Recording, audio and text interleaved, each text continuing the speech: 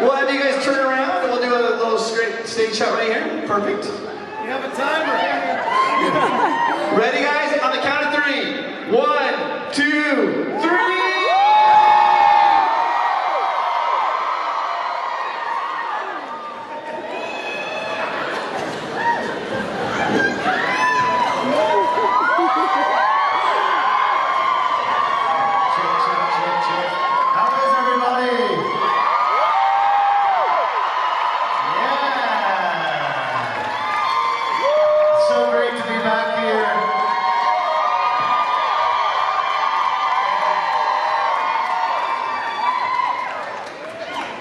First of all, thank each and every one of you for being here. Wow, what a crowd. And I know I speak for all of us extending our gratitude for you taking time out of your weekend, your week, your day, your lives to come say hi to us. So thank you, we love you all.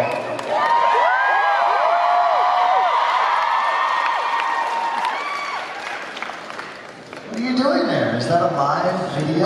This is a live feed to all my fans in Portugal.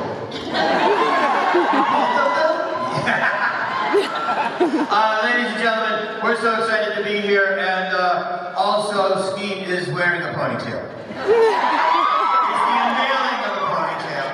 It's the start of one. C2 one, this is Matt Lillard, everybody. Matt Lillard. Skeet Ulrich. Now listen, guys. You know it's a little dicey for us, if you know what I'm saying. So I just want to welcome everybody to the insurance seminar. How do you feel about insurance, big guy? So good. A couple things. First of all, thank you for signing and interpreting. Thank you so much. Thank you.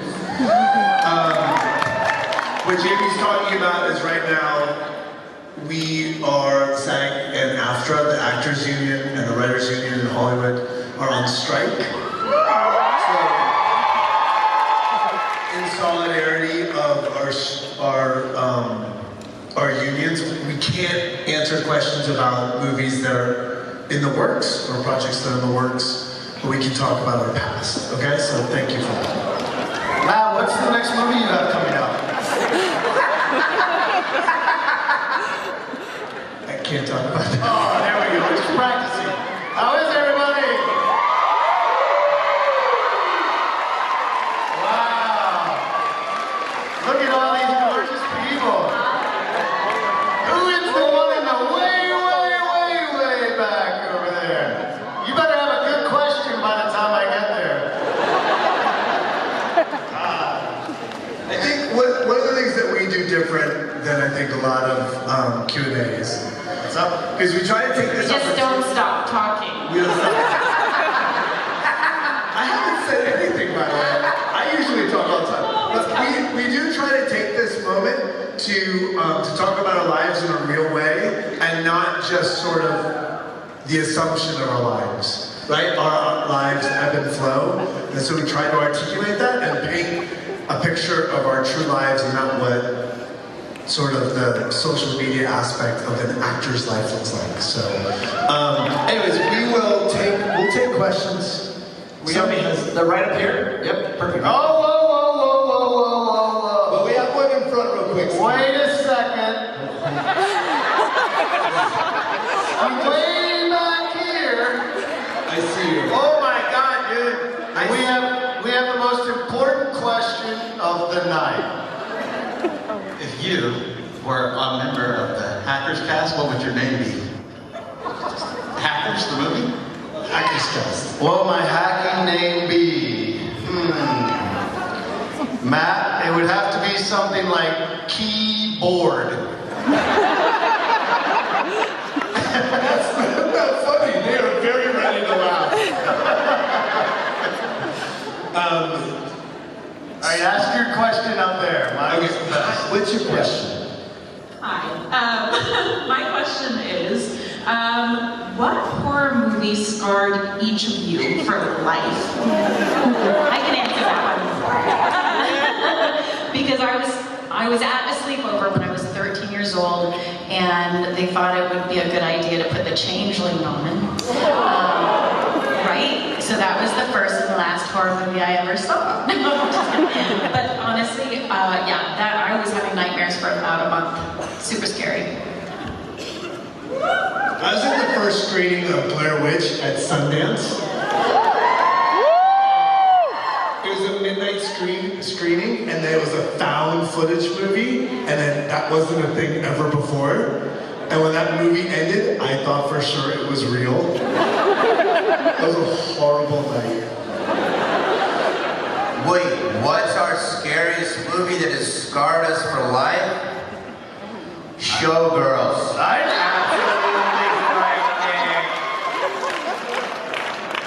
You should. That was good. All right, next question. Who has a question? Oh, we're following the... This is so big, bro, that I lost you back there. And that took me a long time to get back. I can only find you, thank God you have that ponytail. Right, just look at the screen, bro. Matt, what's the next question? Ready? Do you have it written down on your Quiet. Go ask it. Oh, let him speak. Let him speak. I'm Yann from Paris. Bonjour, ça va? Bonjour. My question is for Neve Campbell. Je t'aime. Hey, bro, there's work up here. Would you have liked a fight with a killer, a special killer that we can say the name, on Paris? Would I have liked to have had A big fight in Paris? on Paris. Oh, yeah. She's already having it in her mind. For sure. Okay, thank you very much. Oh my God. Thank you. Wait, you're writing something? Next screen, Paris. Bro, I would like to beat the shit out of Paris. can I just say, that was the most delicate question ever. It's like, if you could fight, would you like to fight someone in Paris? It was artful. That was beautiful, sir. Would you like to fight the croissant? All right, next question, for God's sake. Yes, sir. It's Saturday. You're going that way. Hi, my question is for Matthew and anyone else applicable. I'll answer for him. He's down there. Aquarius, next question. I just wanted to ask, what was your last D&D character that you played? I was Big Bob Jim. No, I was just in a TV character. Is that what you said? D&D. D&D, dude. Thank you for your question. I can talk about something that's exciting that's coming up that is not a Struck company. So I have a Dungeons and Dragons company called Beetle and Grimm's. Beetle and Grimm's has never had that loud of a cheer ever. Salt Lake City is my favorite. So we have a TV show coming out called Faster, Purple Worm, Kill, Kill. And every show is a 1 hour total party kill. It's a Whose Line Is It Anyways meets Dungeons and Dragons. We did 20 episodes. Skeet Ulrich is in Are an you allowed episode. to talk about it? Just checking, but I need to stop you. But I'm in like 14 or 15 of those episodes playing characters. So if you have never liked Dungeons and Dragons or don't know anything about it, the show is a tapestry of humanity. Every show is funny. Every show is emotional. It is all the best aspects of the greatest game. I have one little quick story about doing that show. Yeah. Right, where we're backstage. Before I've never played D&D. I had no idea what I was doing. Matt would not inform me of anything at all. And we're backstage, and I'm catching how everybody's planning on doing this, and they're riffing these ideas and this and that. And I decided I was gonna have a really unique voice, like a guy like this. He's like, no, we don't do voices. And then we cut to us on camera, camera's rolling. All these dudes have voices. So basically, they didn't want me to outshine them, I think was what it was. But thank you for your question.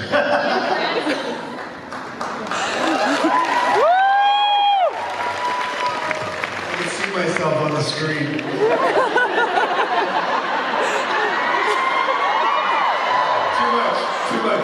Too much.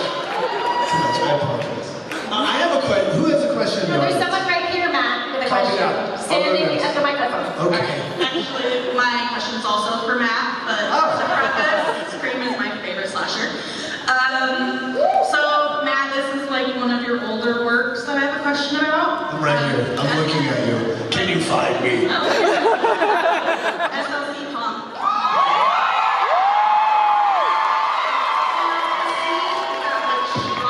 So deeply is when you found Billy at the end, and your emotion was so raw. I felt you through the screen. Where did that come from? Because it just felt so organic. Like, how did you pull that out?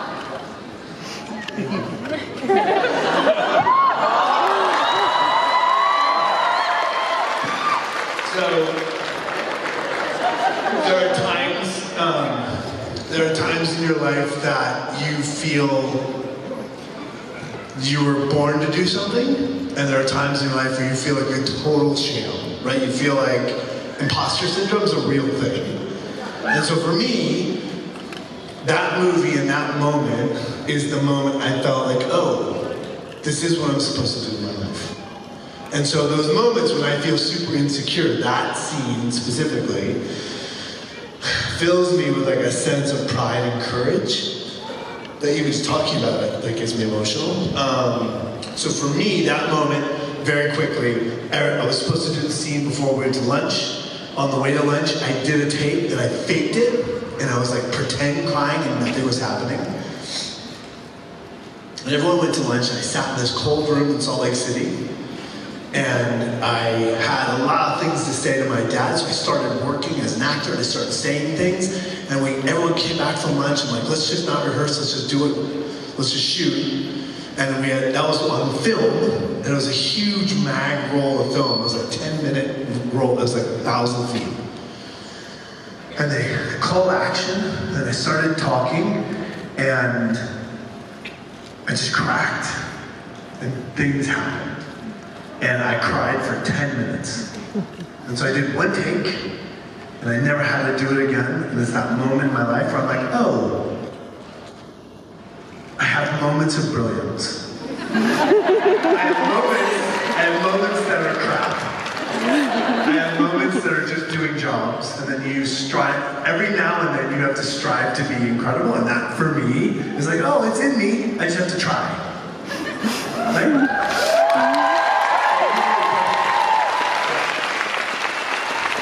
It's my single favorite movie I ever made, on the screen.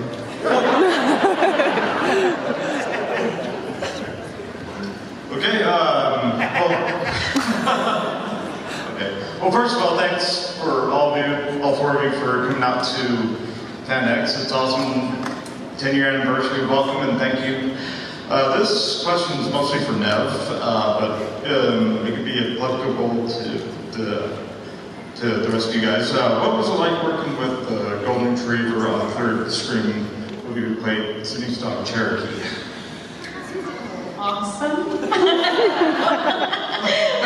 I I love dogs. No, I actually do love dogs. And there's puppies here today who I've been hanging out with, and they're awesome. And I have a feeling they're all going to get adopted by the end of this weekend. No, I love animals.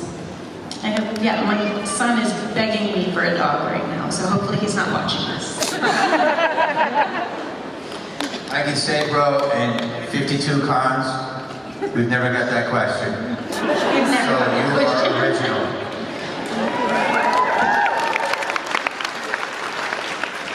I was going to ask Matthew about SLC Punk, but since I don't think that answer can be topped, so I wanted to know what it was like to work with David Lynch on Twin Peaks: The Return.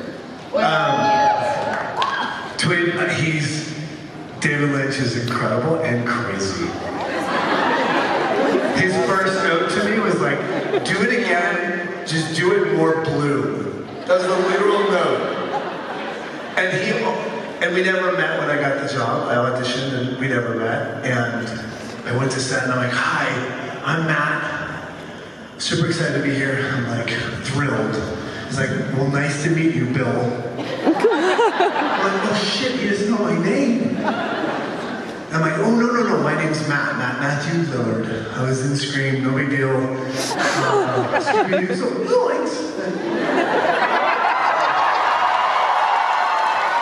So don't encourage me like that, it's just gonna get worse. No, my name's Matt. He's like, yes. Hi, Bill Hastings, which is my name in the movie. And so he called me Bill Hastings the rest of the time. And at the premiere, I'm like, hi, David. Hi, Bill. He has no idea who I am. Thank you for the question.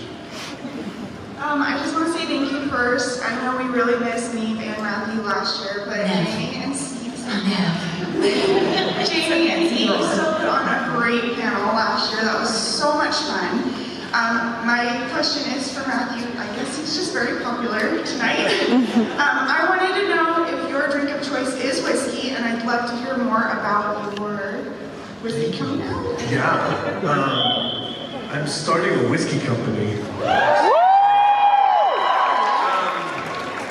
Nobody's ever asked me about that. It's so exciting. Quest 10 is the name of the whiskey. So we're doing, I don't even know where to start.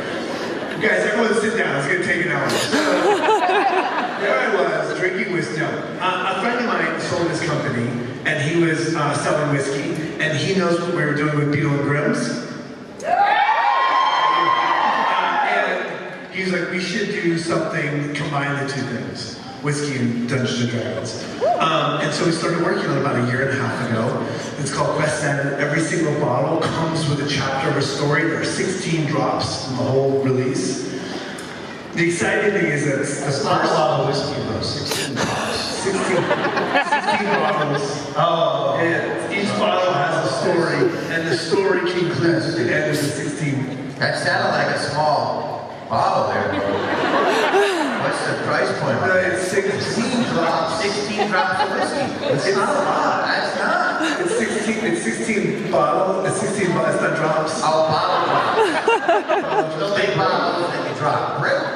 Anyways, the good news is our company is going to make other very fan-specific high-end spirit experiences. So. Is that my drink choice? I'm very slutty. I'll drink it.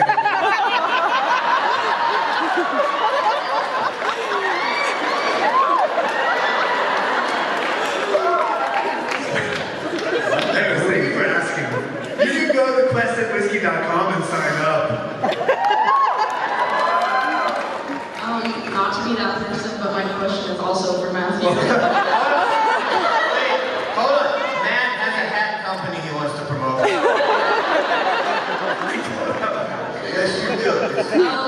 Originally, I was going to ask about the scene where you find Bob as well, because it hits close to home. Sorry, I'm tearing up. That's okay. So instead of that, I wanted to ask what your thoughts were when SLC Punk 2 was announced / released, if you saw it or anything. Yeah. Next question. No, honestly, it's a very complicated situation. I was supposed to do that movie. Things got sideways on the deal, and I was like, I can't sign on to where that movie was going. I wish them nothing but the best. I'm really bummed that they made that movie without me, and I don't know why they did, but there was they were on a journey, and I wasn't part of that journey. I can tell you a fun little anecdote about SLC Punk. Oh my God! Well, Michael Gorgon, of course, who played Bob, is that right?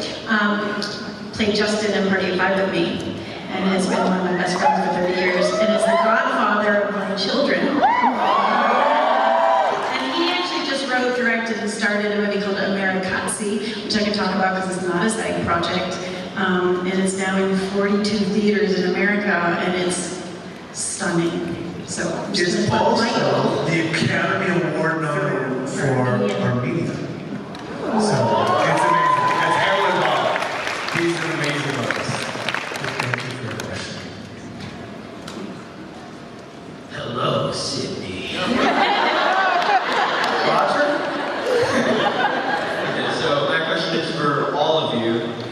Which of you, if you were placed into a scary movie, who do you think would be the first one to die? And oh, dude. So mean. I want to say something. In all the Q&As we've ever had, nobody's asked that incredible question. It's a great question. Jamie dies first, no doubt. Pretty much. I feel dead during this panel. That was funny.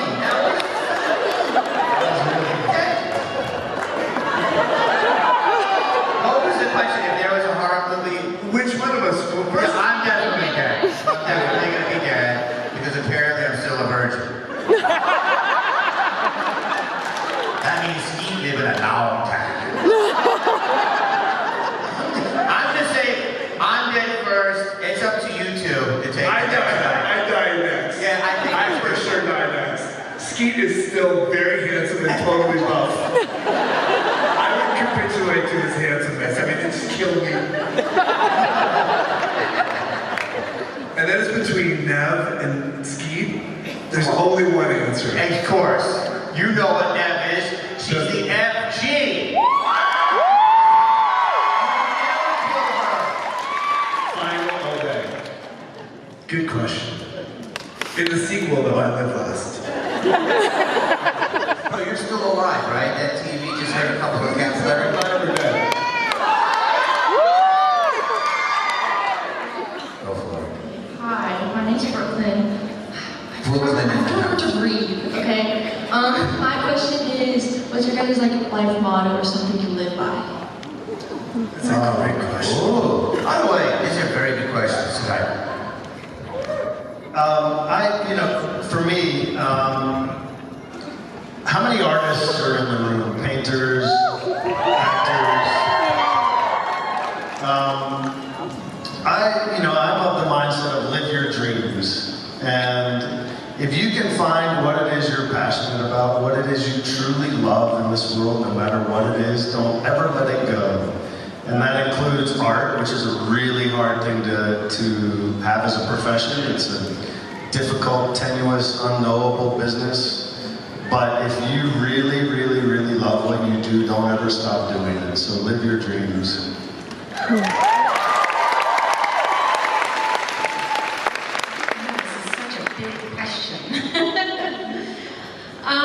I think what I try to go by is no matter what happens to you, whether it's negative or positive, that you can turn it into a positive by learning from it. Sometimes it takes time to learn from it. It's not always in the moment.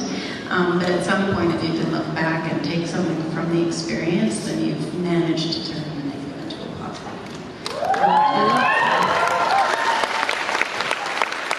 I have a couple, but I'll try to give them to you simply. Do kind of what Skeet said, do what you love, and the money will follow. You know what I mean? Do what you love, and if you love it, you won't worry about how it's going to support you, you know. And it will happen. And also, live your life for you.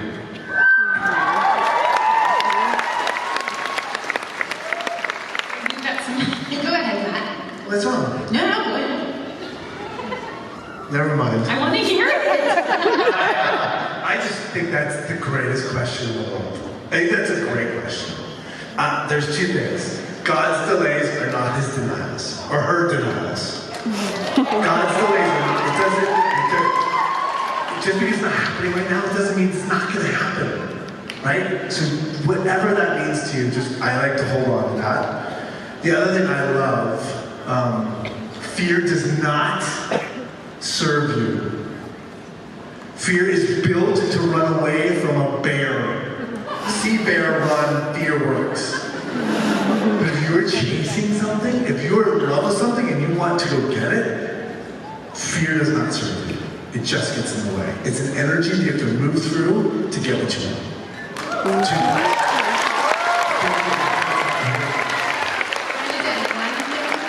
I have to go by that I did not like life's rejection is God's protection, that to me sometimes is really important to realize, because sometimes we don't always receive what we think we want, and sometimes we're being protected because it's not necessarily what we need.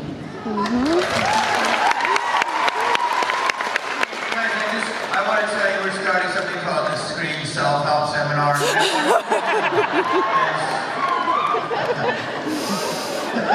If you're ever in turbulence, I have another thing. I don't like we fly all the time.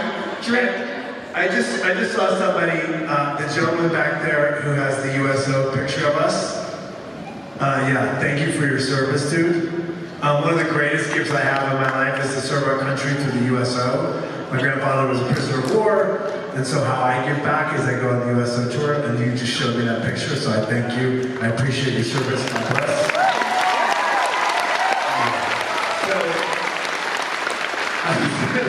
I was talking to a couple Rangers, and I was like, yeah, we were flying into Kuwait, and the air turbulence was horrible. He's like, oh, it's nothing.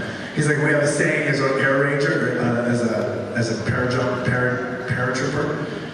if it's up, it's on. Planes don't come down, ever, in turbulence. So if you're ever scared, if it's up, it's on. There you go.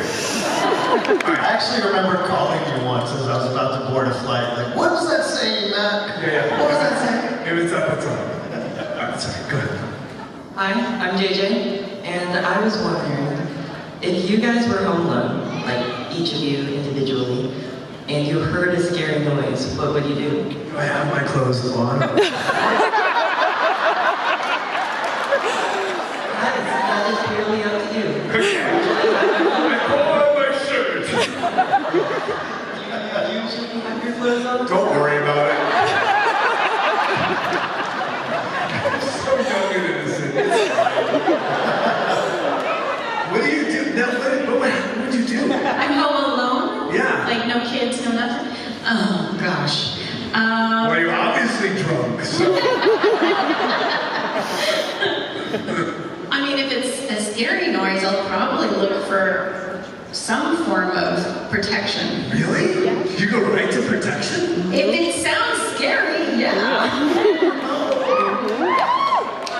I mean, obviously you investigate, but... That's when you died! What's that sound? Do you not know that you starred in 6 horror movies? No, I just meant if I'm carrying a bat, I'm not gonna just go hit some random person. You don't own a bat! I do too. They're my sons. I'm going to answer that in a different way. It's more like when I'm out in public. Like when I'm out in a food court and I'm getting some Sbarro. Yeah, it's a good pizza. So if I see you guys, you know, you want to say what's up, just say, hey Jamie, that's cool. Not like behind me, somebody go, Randy! It's a little scary at the food court. Randy should have lived! Oh no, I usually like hide. I think I hide. That's what I do. I'd hide near my gun. That shit that got real. Did you just say that? What? Next question. Do you know? What's the question? I'm so good. Out of all the characters you played, which one is your favorite and why? All of us? We're just mad.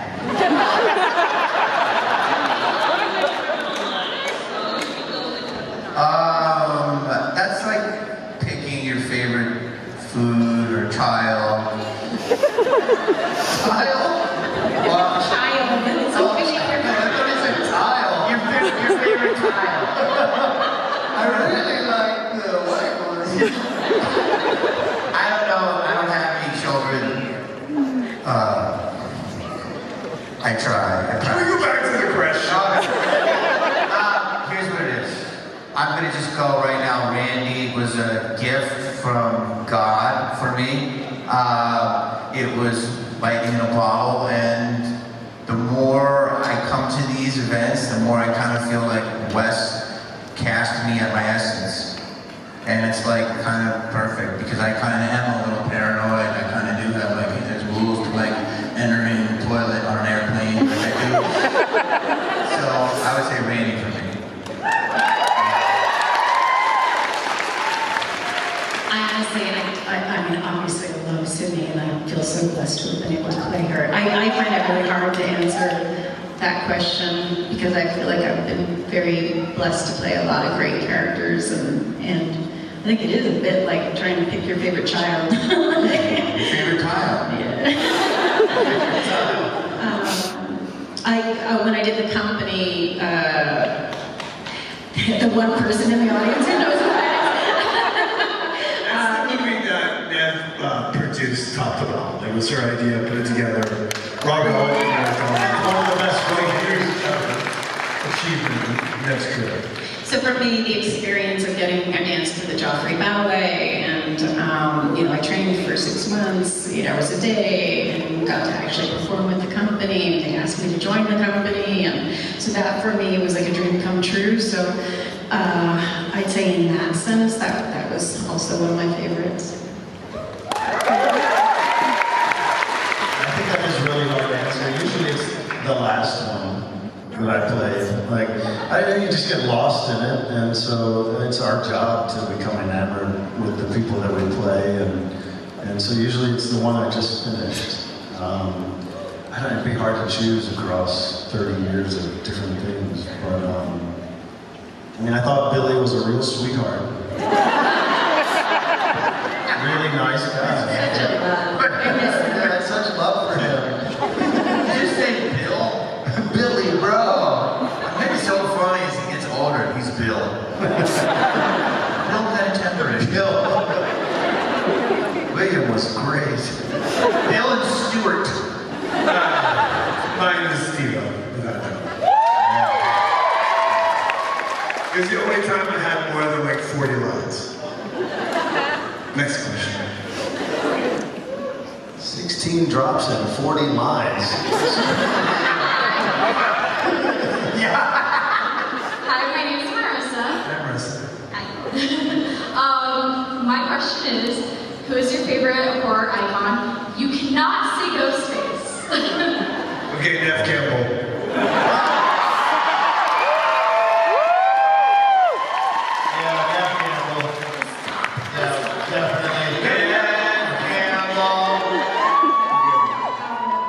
No, literally, Neve Campbell. It really is.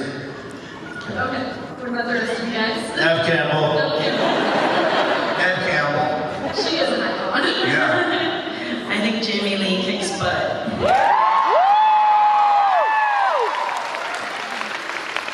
Thank you for your question. We have time for 2 more questions. No, they can't stop us. We'll take 38 more questions. Hi guys, I'm Nick. Skeet, that sweater and the man bun, it's... Isn't it great? I think it's the first time these guys have seen me without a hat on in like a decade. I didn't know you had hair. My question is for all of you, and it's a classic one. I'm sure all of you are thinking it too, but what's your favorite scary movie? What do you do? You already used your go-to. Oh, I already used it. Yeah, you did Showgirls. Yeah, I can't do Showgirls. Right? I can't do Showgirls. Forrest Gump? What? Forrest Gump? Forrest Gump was pretty scary. Yeah. For real, scary movie? Exorcist, dude. I saw it when I was 10, and I still don't think it's anything scarier, and it probably screwed me up. Good talking to you guys. Well, I at least was 10. You guys bring like 2-year-olds up and go, she's seen all the screams 10 times. My 1-year-old loves Texas Chainsaw. I think I said it earlier, but the Changeling. I like The Exorcism of Emily Rose. That's the only one I've ever turned off. I was too scared. Yeah, that night of watching, what's it called? It was incredible. Yeah. What's your question? What are you trying? You're a unicorn? Here, it's magical. My name is Ted. Just for the record, I've never seen Scream. Next question. She's wearing a unicorn costume. I mean, she may have. What's your question? My question for you is, where is the strangest place you've ever fallen asleep? I've never had that question.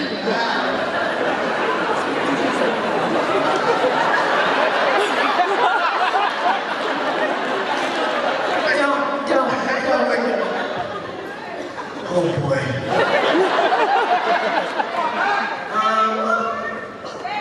Maybe I will say this. That's a pretty simple question. What's the strangest place you've ever fallen asleep? Strange place. Yeah, exactly. Yeah, but I'm not going to do a diatribe about it. Probably a boat. That's a terrible question. Well, Terrible answer. Your question's good. A boat. A boat. Boats have beds. That's not weird. Was it like a ferry? What if it's a canoe? It was a canoe. I'm sure I've fallen asleep in a canoe. Can I tell you something? A unicorn. This was the oddest question. Yeah, I don't know. Very original. Where's the strangest place you've fallen? Right here. I will say this. I have a very distinct memory. We were shooting Scream. I talk a lot. I'm sorry. No, I'm curious. We were shooting Scream, and the great thing about shooting Scream is that we were shooting at night. 17, 16. Oh, sorry. We put 2 on the clock, bro. We were shooting at night, and what happens is when you shoot at night and you're young, you come home and drink in the morning, which is very weird because everyone's going out to the wineries because we were shooting in Sonoma, and there we were covered in blood drinking. So one night, I was overserved in David Arquette's room, and I fell asleep in the middle of the day on a hillside, and I woke up, I had ants all over my face, and I had to go to work. It's very unprofessional, but He was magnetic that evening. Thank you for your very weird question, Unicorn. We gotta take one more. One more. I say we do 2 more. Such a rebel. Okay, so my question was going to take it last minute, so I had to improvise.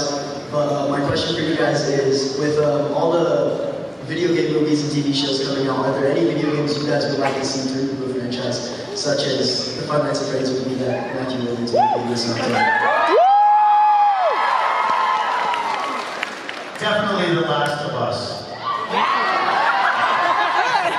Already done. I don't really play video games, but I'm in a TV show based on a video game right now. I can't talk about it, but you can go look for it. You can talk about it. You can go try and find out what that is. I'm waiting to get that offer for Palm, the movie. Right? They just make Tetris, they can make Pong.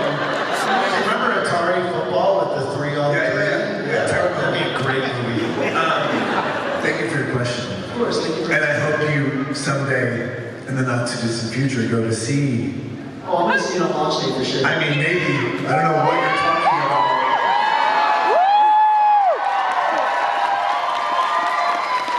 All right, one more question. Go ahead, young man. And then we're leaving. Take your time, bro. Would you do Son of the Mask? Son of the Mask. Would you do Son of the Mask? What did I do? Would you do Son of the Mask? Part 2? Well, I did that and it didn't go over so well.